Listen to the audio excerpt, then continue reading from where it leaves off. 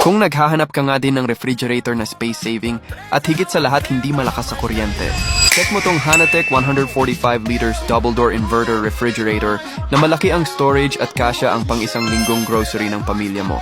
Inverter technology na nga ito kaya mas energy efficient at makakatipid ka sa konsumo ng kuryente kumpara sa traditional na ref. May separate freezer pa para mas maayos ang pag-store ng karne, yelo, at frozen goods mo. Tahimik din ang operation niya kaya hindi nakakagulo kahit nasa apartment o maliit na bahay. Perfect nga ito para sa pamilya, bagong lipat, o gustong mag-upgrade ng ref ng hindi sobrang mahal. Kaya kung gusto mo rin ng ganitong Hanatech 145 liters inverter refrigerator na space saving na matipid pa, kung naghahanap ka nga din ng refrigerator na space saving at higit sa lahat hindi malakas sa kuryente, check mo tong Hanatech 145 liters double door inverter refrigerator na malaki ang storage at kasya ang pang isang linggong grocery ng pamilya mo.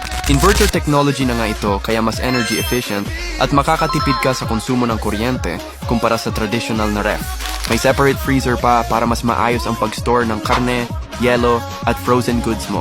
Tahimik din ang operation niya kaya hindi nakakagulo kahit nasa apartment o maliit na bahay.